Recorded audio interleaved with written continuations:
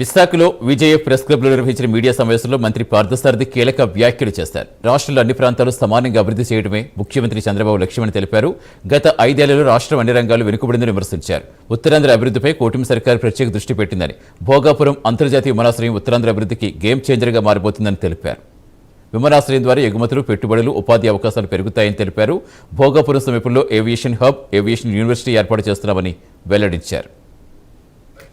చంద్రబాబు నాయుడు గారి నాయకత్వంలోని కూటమి ప్రభుత్వం అటు తిరుపతి నుండి ఇటు విశాఖ, ఇచ్చాపురం వరకు మధ్యలో అమరావతి గర్వపడతామని చెప్పేసి మనం చేస్తాం. కూటమి ప్రభుత్వం నాయకులు ఒకసారి 5 సంవత్సరాల చరిత్ర కనుక మనం ఒకసారి నెమరు వేసుకుంటే, ఆ 5 సంవత్సరాల పరిపాలన ఈ ప్రాంత అభివృద్ధిని 10-20 సంవత్సరాలకు వెనక్కి నెట్టేసిందని చెప్పేసి చెప్పక తప్పదు.